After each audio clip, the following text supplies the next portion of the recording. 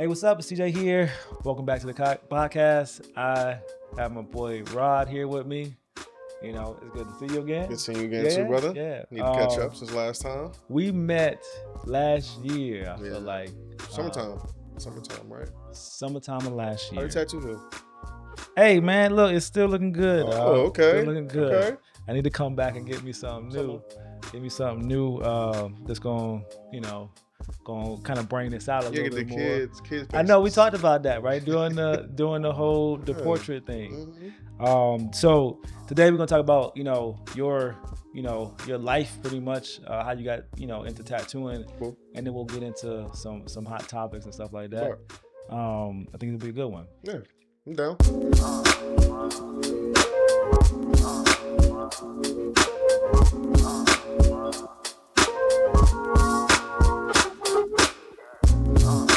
This is Rod Davis, everybody. Rod Davis Nice owns Misfit Tattoo. Misfit, yep. We talked about like the name of Misfit Tattoo. How did you come across like coming up with that name? So the name Misfit, so the term Misfit to me, it's always been labeled as a degenerate, somebody who doesn't fit into culture, who doesn't fit into the norm of society, especially here in this country. And so I think with the way tattoo culture is now, the way it's circulating, the way it's more accepted, the way it's not taboo as much as it used to be, it gives the term misfit power, I feel like. Because now you have CEOs who have tattoos, you have grandparents who have tattoos. I mean, everybody has tattoos. So basically, everybody's a misfit. Everybody walking around as a degenerate, according to old standards, So I just want to give the name power.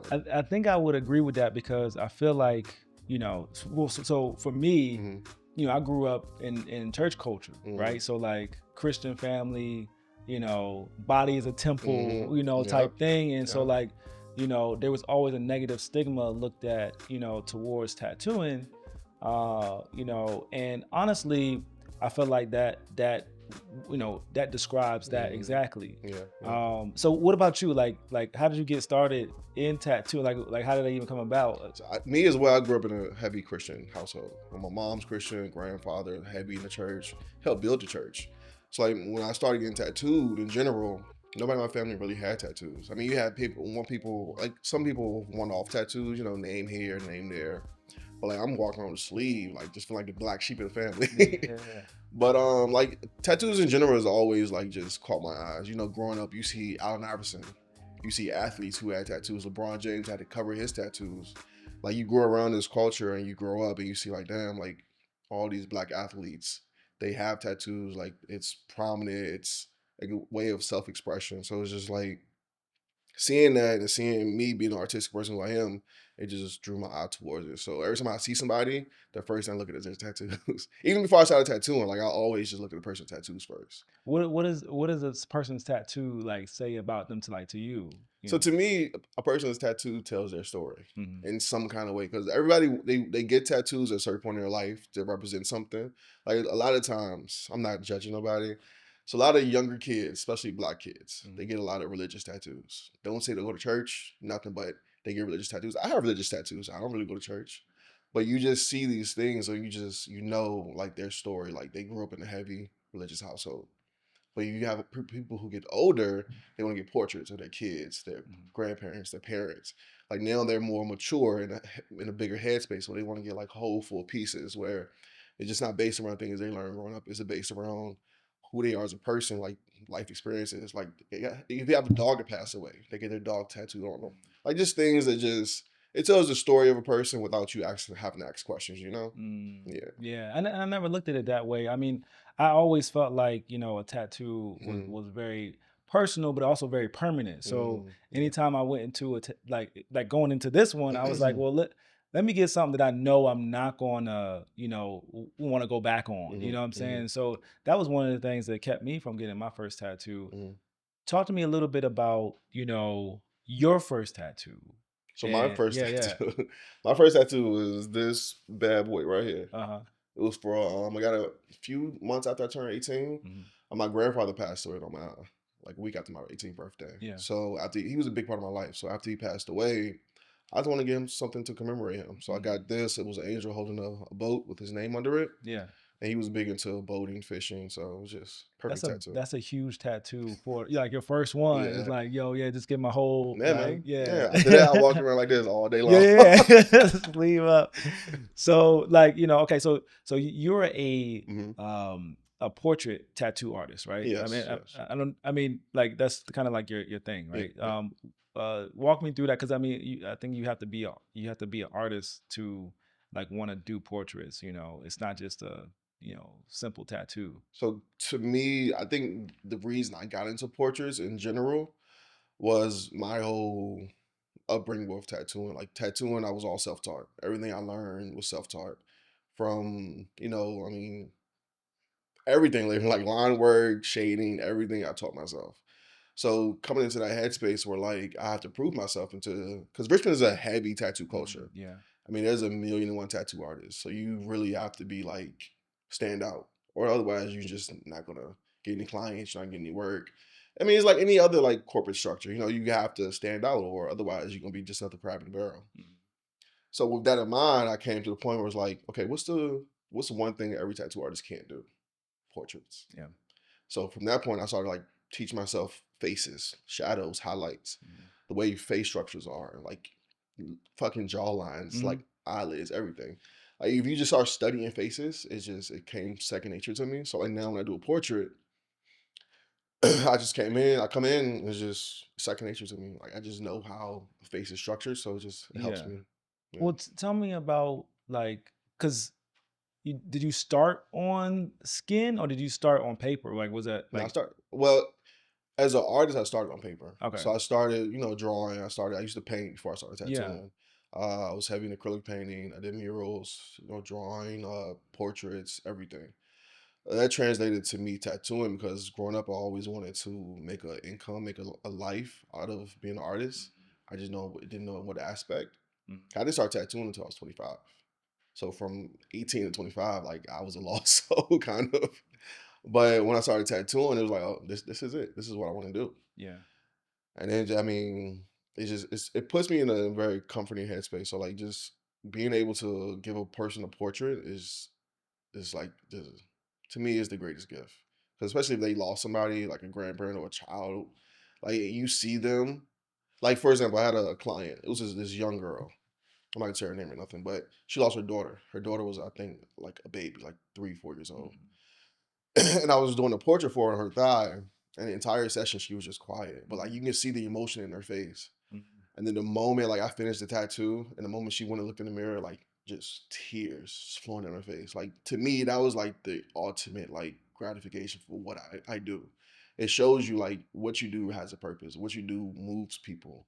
And like to move a person to that level where like you can give something to commemorate something that was so special to them, it's the ultimate greatest feeling.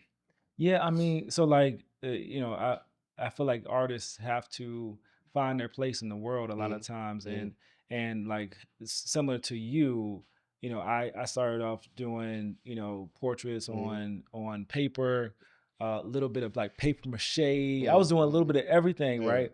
And a lot of people were looking at my artwork like, yo, this is really good, Mm-hmm.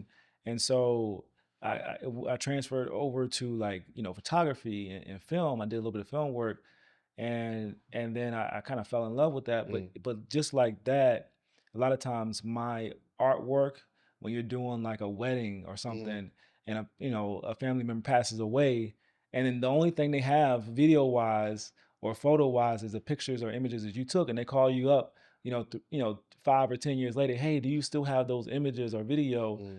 People don't realize how much art can touch people's Yeah. lives in an important way, Yeah. especially when I think going into tattooing you probably didn't know that, but Mm-hmm.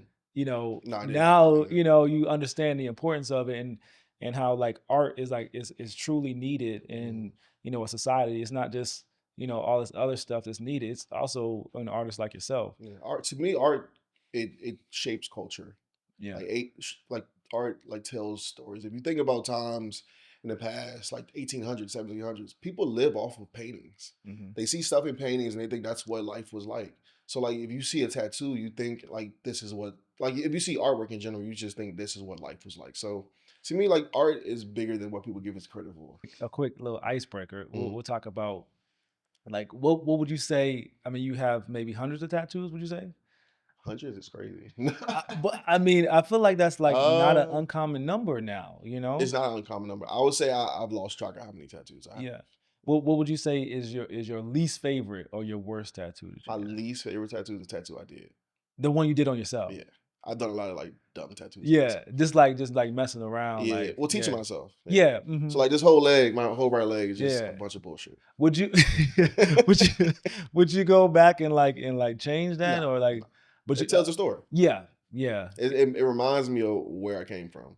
I yeah, came from doing these shitty yeah. tattoos to what I do Do what you now. do now. So like, Yeah, people have asked me, "Do you want to cover it?" Low key, I kind of do, but I kind of don't. yeah, So yeah. I want to be remembered of where I started. Yeah. Yeah. Yeah, I mean, and that's important too. Like even like when it comes to the film world, I have some films Mm, out like this online. This, mm. I'm like, this. I look at it and I cringe, Yeah, I and I'm get like, it. Yeah.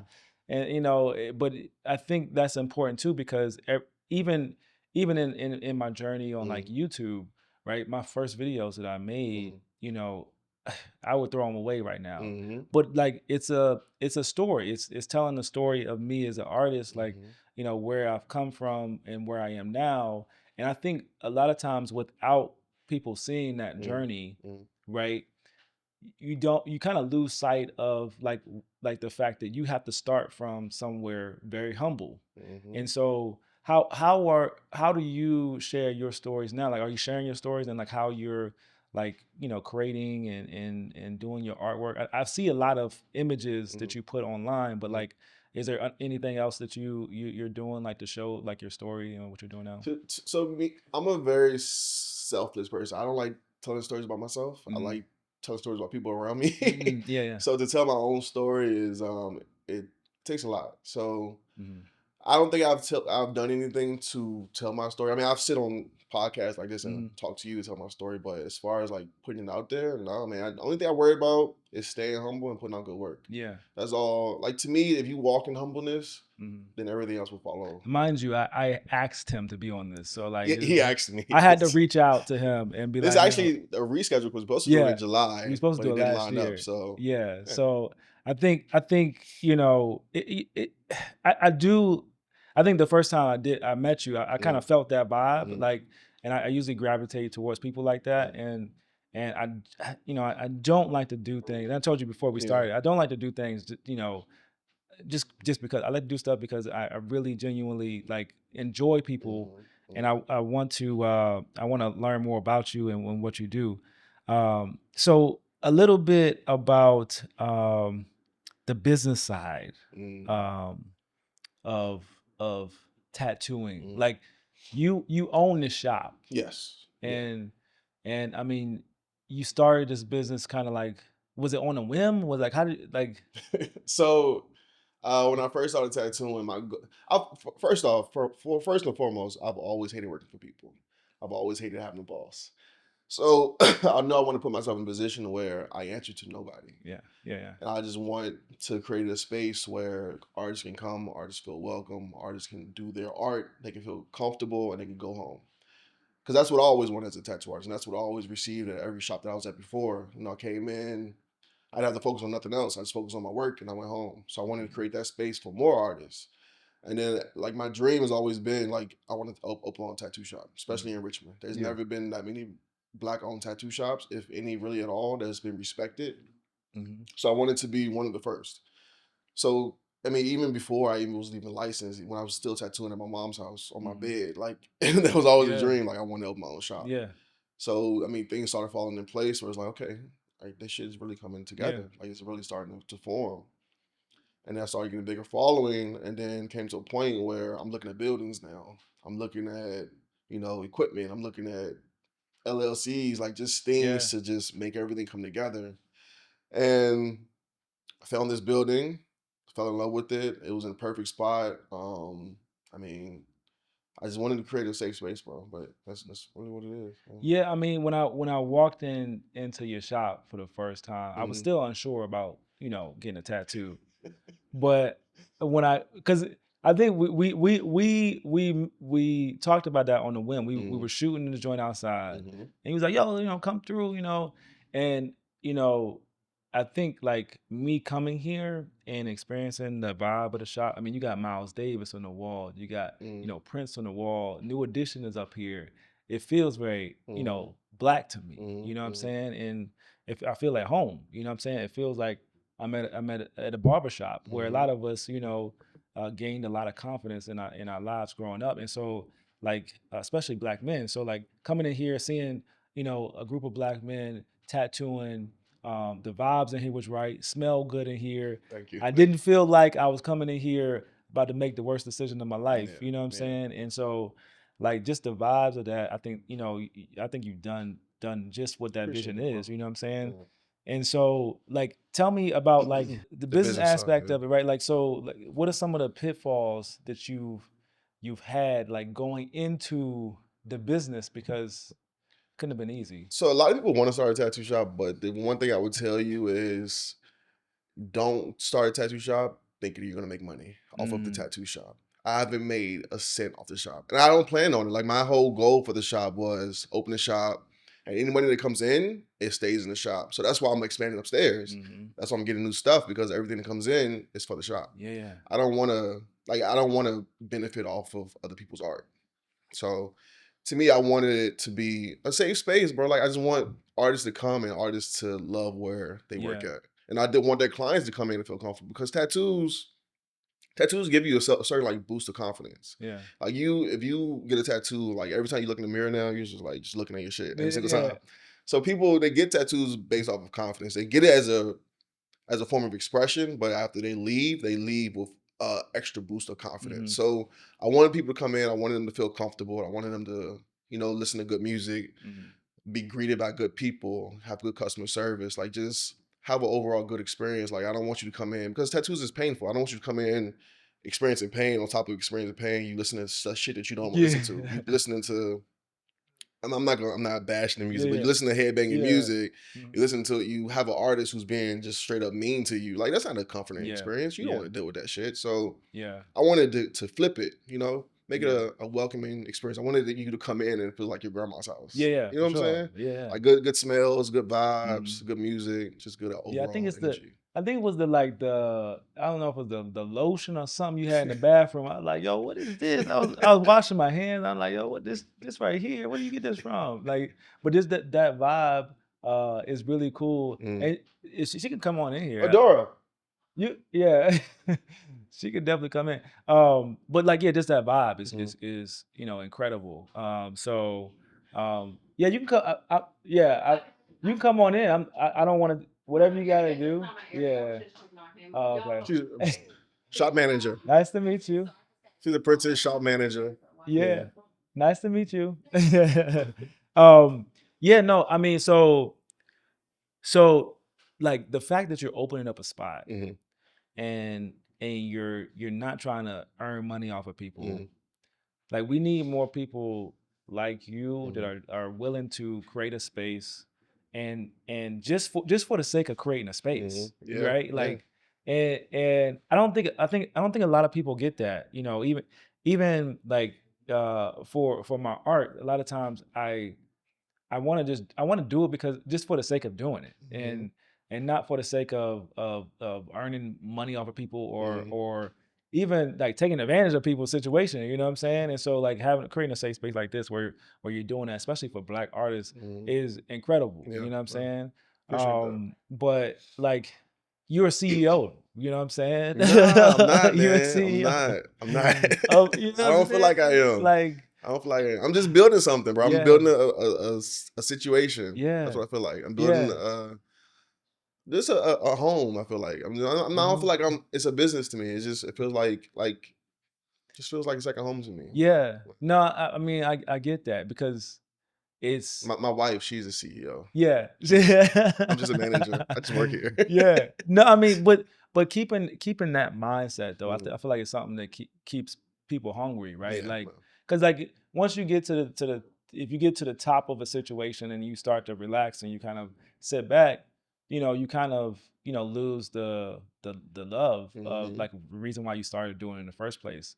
That's why I feel like it's important to like get your hands dirty Oh yeah, still. yeah, You know what bro. I'm saying? Yeah. And stay in it. And I think you're doing just that, man. And so you know, you just mentioned your wife. I guess let's start getting to the Yeah. business side, to the family side of it. Let's get personal. So how long have you been married for, man? I've been married for a year and a half. We Year got and a married in half. October 23. Yeah. Yeah. So, And but how, we've been together for 7 years though. okay. And Yeah. how did y'all meet? So we originally met. It's kind of a muddy story. So we originally met. She went to VCU. I was around VCU as well. So we had like mutual friends. Yeah. And then from there, like we remained cool, kept remained cordial. And then there was a time she moved to New York. Mhm. So she was living in New York, working at Atlantic Records. And at the time, I was working at a job as well, corporate job. And we had a home office in New York. So me, being, young 20 Yeah. something year old, I'm looking at my Facebook friends, Instagram friends, who I know in New York that I can link with when I can go up there. Yeah. Well, oh, Kendall, she lives Yeah. up there. Uh-huh. Let me contact her. Yeah. So I started DMing back and forth. One thing led to another. I started making trips up there. Yeah. Going up there, I realized that she hated New York. So Yeah. Yeah. I was like, okay, maybe I'm not gonna move up there Mhm. now. So, but our relationship was based off of communication. Cause she was living in New York, I was living in Richmond for like the first 6 months, I think, Mhm. 4 to 6 months.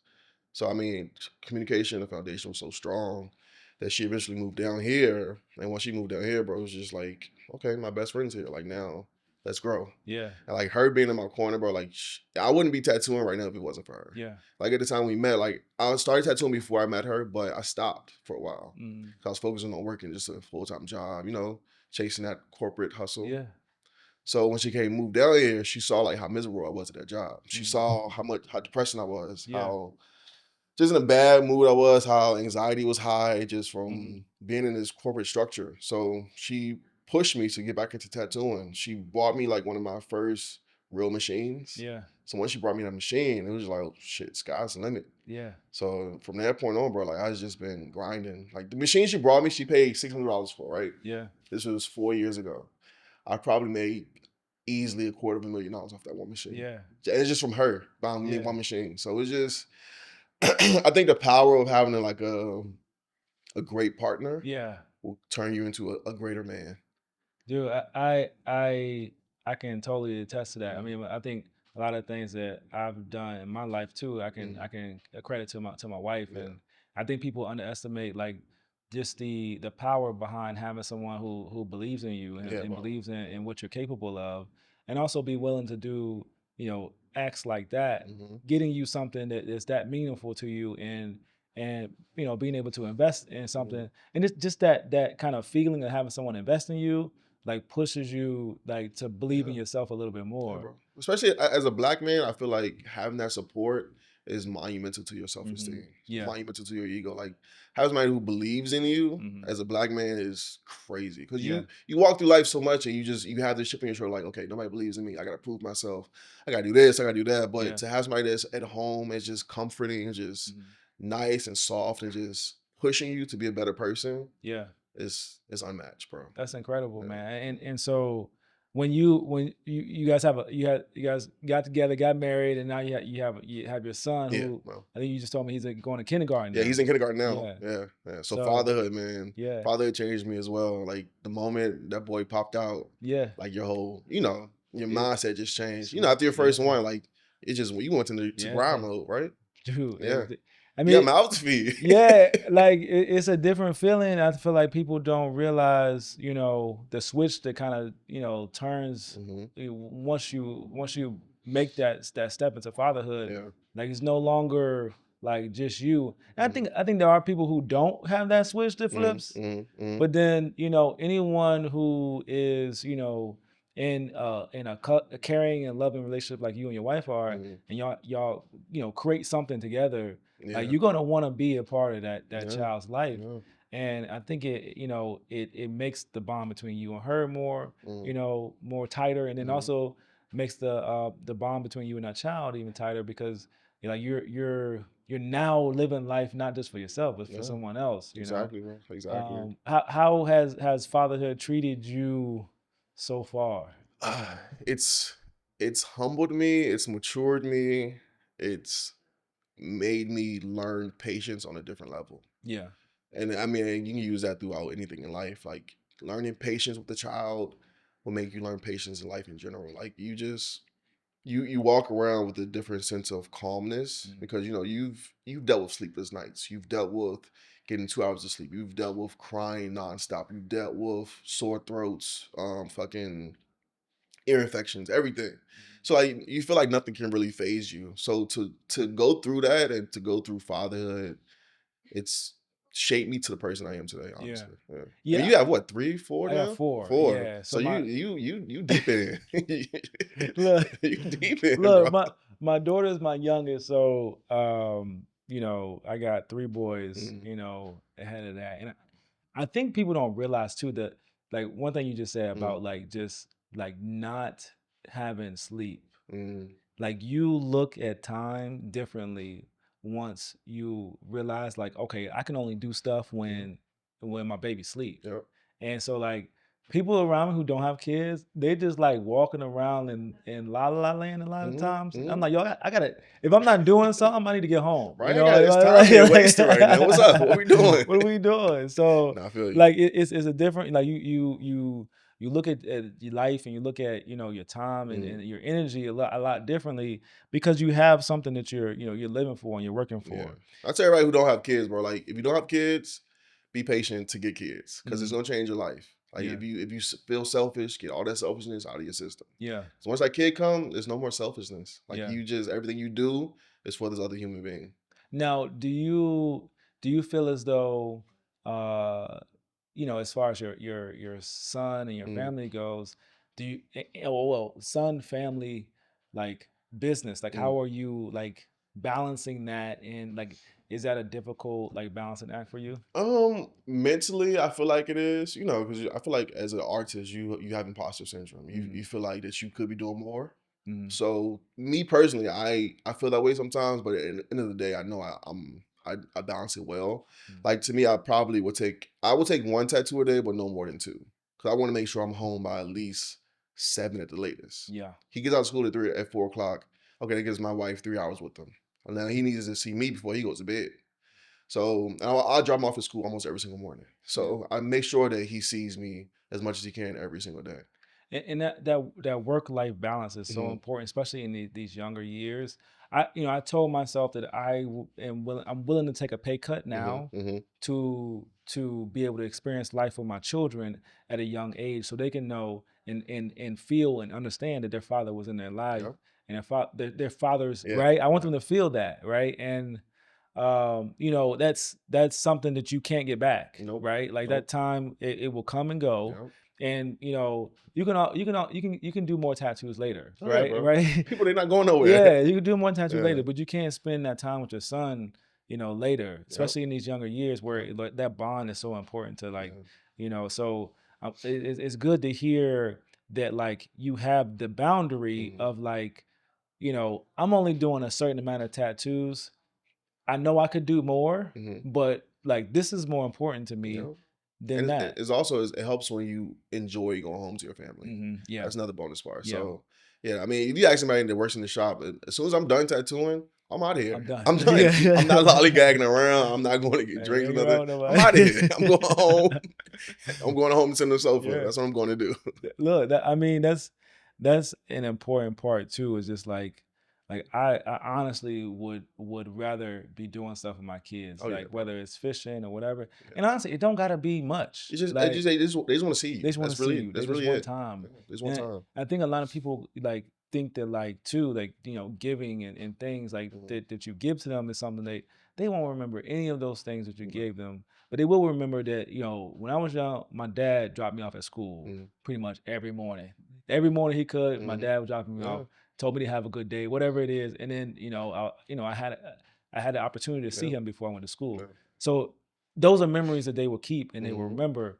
And I think it's important that we prioritize that stuff Mhm. over, the thing that of course we love doing what we Yeah. do, Yeah. Yeah. but it's secondary, right? Yeah. And so That's comes uh back to the selfishness that I told you about. Like you can't be selfish no more yeah, when you're a yeah. parent. You can't be. can't. It's really not about you anymore. We kind of touched on this a little bit, but you know, that's probably one of the lessons that you've learned as a father. Like, but do you apply any of those lessons you learn as a father, like to your business? Probably the patience aspect. Mm. As far as like the dealing with the knuckleheads that work here, Yeah, no, not really. I mean, with me, I'm big on communication. Whenever I have like an employee who has an issue or I feel like there's an issue, I'm gonna talk to you. yeah, I'm not gonna let shit set on simmer. I'm not gonna let do none of that. I'm gonna yeah. talk to you face to face. We're gonna have a conversation and nip it in the bud. Like Hmm. I hate for energies to just settle Hmm. and build because that's how you build bigger shit. Yeah, Like get shit out of the way, get it out of your system, get everything out now. Let's talk about it. Let's move forward. yeah, Because I mean, because being that we're in a shop, I mean, it's not a small shop, but everybody's pretty close. So if there's one person there with the bad energy, it will spread yeah, easily. yeah, So I want everybody to come in here with clear heart, yeah, good energy.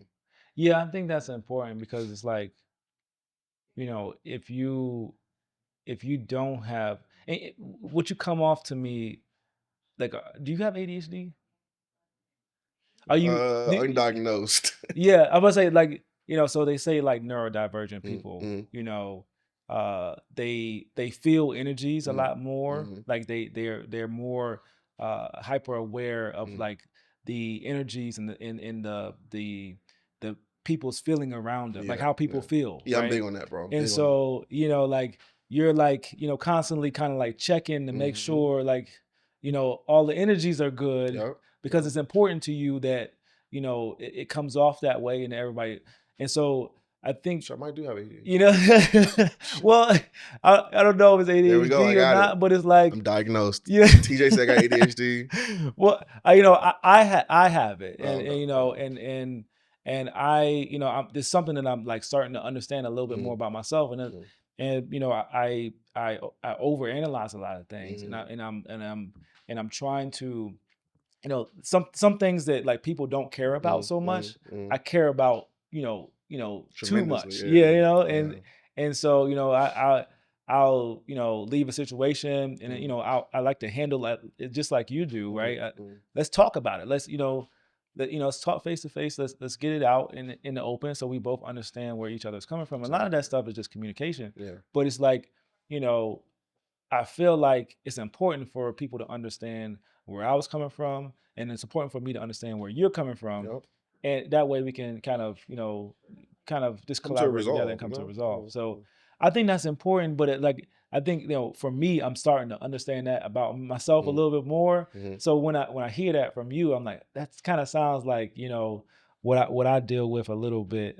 Yeah, I'm big on energy, bro. Like I Yeah, get to just tell somebody's energy is off. If I've been around you enough, I know your energy is off. yeah, And to me, that just it rubs me the wrong way. yeah. It puts me in a bad mood. Cause Hmm. like now you're in a bad mood. Like damn, like you're not in a good mood. Shit, I can't be in a good mood now. Yeah, So I yeah. like to just see what's going on with people. Hmm. Yeah, yeah. I think And especially that's showing somebody that you care about what they're going through is big as well. yeah, yeah. So we talked a little bit about, the stigma, of kind of tattooing. Mm. I think it's a slight stigma. If you get like a face tattoo, hands tattoo, yeah, I think it's a stigma. It Yeah, would depend on. This might sound bad, but it depends on your skin tone. yeah. If you're a black man and you have like certain hand tattoos and neck tattoos, you're probably gonna look at more sideways than a Hmm. white man who have Hmm. hand tattoos and neck tattoos. So there's still certain stigmas there, but it's a lot more open than what it once Hmm. was. I would Yeah. say. So like it's still. So I had, for example, I had a kid come through like a month ago. Hmm.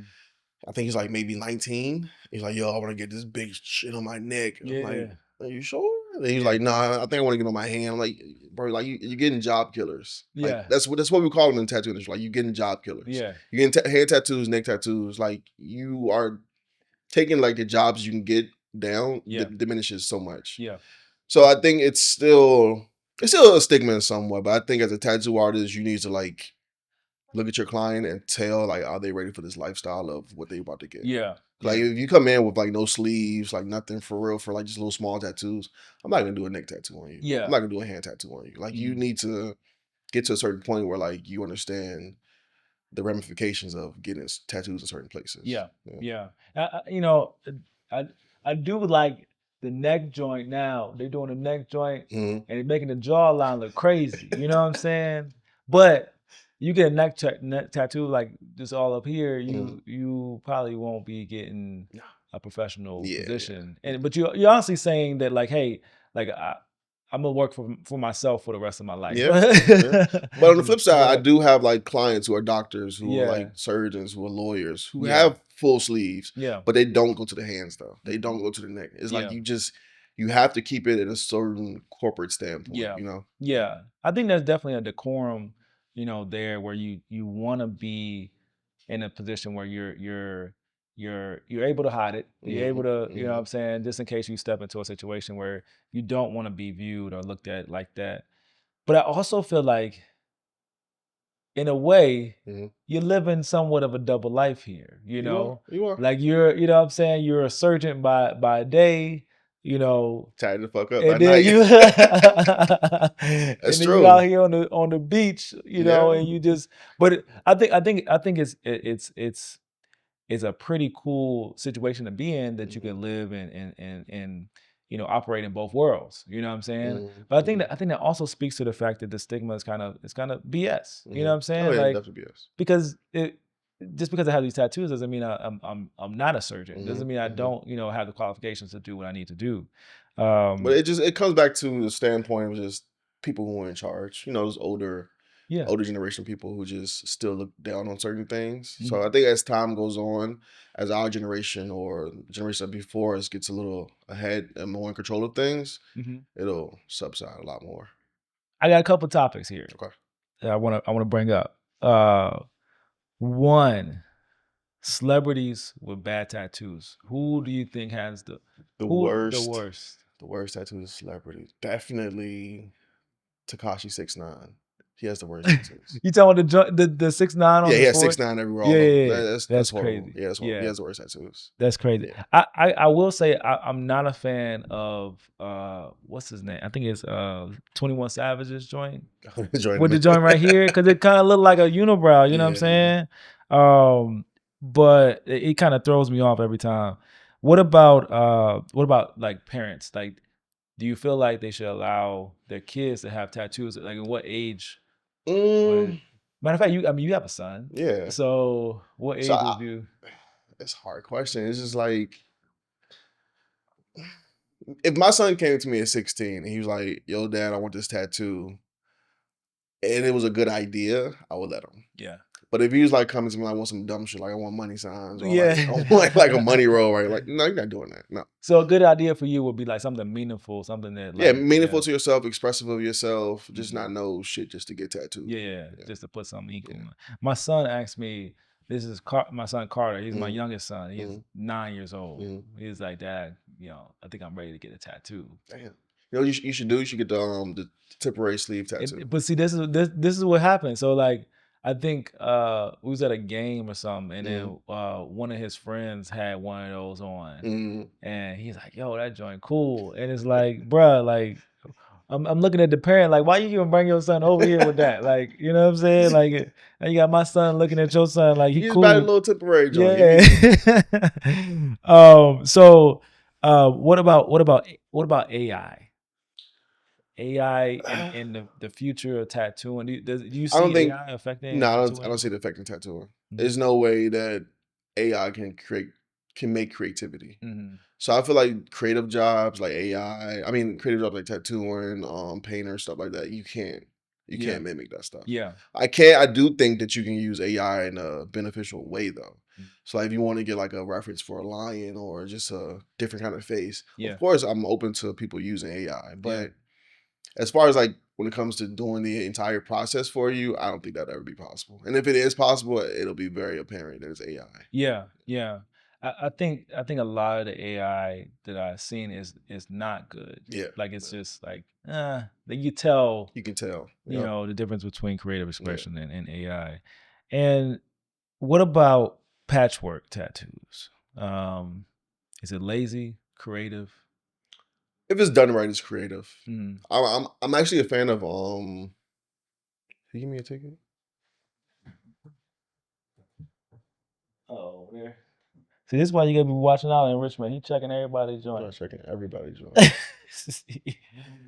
They left me alone. But I like patchwork tattoos actually. Yeah. I'm a fan of them. If you like, for example, this is all patchwork, but eventually you add some shading behind it. It comes Yeah. to make one piece. Okay. So I'm a fan of patchwork tattoos. I like doing patchwork tattoos. But the same flip side, I do enjoy like a full concept. Mm-hmm. So I Yeah. mean, it's personal discretion, but I'm a fan of patchwork tattoo. If you could do any style of tattooing for the rest of your life, I feel like I know the answer to this.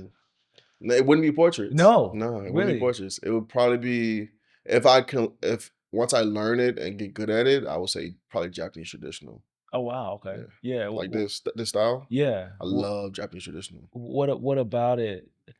Just the way it flows with the body, the Mm-hmm. contrast of the colors with the bow lines. Like I'm just the meaning behind it. Like it's a style of tattooing where it's very like rule based. Mm-hmm. Like if you do something in the slightest way and it's off, like it's fucked up. Yeah. So it's a very like strict lane of tattooing, Yeah. which also you can get very creative in it as well. So Yeah. it's creativity with boundaries. Not I just like that. Got you. Yeah.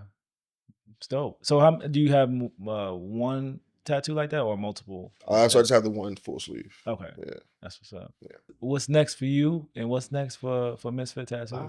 What's next for me personally? Shit, I don't know, man. I don't know. So I want to actually what I want to do. Me and my wife was talking about this earlier, but we want to buy our RV and want to just travel around the country and I Yeah. just tattoo and guest spots in different countries. I mean, different states, different cities. That's a dream of mine that we think about doing. That's Yeah. personal for me. For the shop, I want the shop to get to a point where like we are full of artists, full of respectable, good artists, and I want the shop to be like probably one of the elite shops in the city. Like Richmond City has a lot of shops per cap, like per Mm-hmm. radius, whatever you want to say. Mm-hmm. Like if you think about it, if you go down Broad Street right now, from here to like Lowe's, you'll hit at least 6 tattoo It's shops. crazy. Yeah. Yeah, so I want Misfit to be known as one of the top tattoo shops. Yeah. I mean, I think you're already kind of there when it comes to I like, don't think so, especially man. black owned Mhm, like tattoo shops. I mean, when I walked in here and the vibe I feel, I mean, I've been to quite a few tattoo shops. I've seen vibes, mhm. but I've never seen like a vibe like as cohesive as the one here. Appreciate that, bro. And I know as an artist, you probably feel like I got a lot of work. I gotta do this. I gotta do Yeah, man. that. Yeah. But like again, we like you never settle, Yeah, I and hate feeling comfortable. yeah, Like you ask my wife, whenever I have a day off, like I can't sit still. yeah, yeah, I feel like I'm wasting time. I feel like I'm wasting because when you can attest to this when you're in the entrepreneur in the mindset, like every hour that you're not working, that's mhm, money that you're losing. yeah, for sure. So if I'm taking a day off, I'm off for a week. It's like, damn, I could have made this much money this week. Mhm, That could have been something we could go towards something else. yeah. It's like your brain is wired different. So like now it's like it's so much that I want to do, but it's like how do I line it up perfectly time wise to do everything I want to do? Yeah, I do feel like that pressure to be an entrepreneur. Well, no, excuse me. The pressure while you are an entrepreneur Mm-hmm. is different than when you're working for someone, and you don't have to like think about like what's the next thing you gotta do. Like for us as entrepreneurs, it's like, yo, okay, like what am I gonna do next? Like what's gonna happen next? And that pressure is what allows you to, get outside of your comfort Mm-hmm. zone, Mm-hmm. expand and grow. And Mm-hmm. I think some people may be like afraid of that kind of pressure, Yeah. Well, but I think it's an important part of our growth to be mm-hmm. able to experience it at least for a short amount of time. Yeah. Well. If you haven't experienced it, I feel like it's important to Oh, experience it, definitely, and definitely. Yeah. at least at some point in your Yeah. life. Yeah. Maybe not when you got like kids and stuff to like that's a different type of, Yeah. you know what I'm Pressure. saying. If you don't have any kids or no wife, I think that's the perfect time Yeah. to like get into it. I, on the other hand, I quit my job, having 2 kids. Mm-hmm. Well, actually, didn't quit my job. I didn't quit. I got laid off, Mm-hmm. Mm-hmm. but I decided not to go back. Mm-hmm. And it was because of like going into a unconventional you know way of earning money that we were able to do that. Mm-hmm.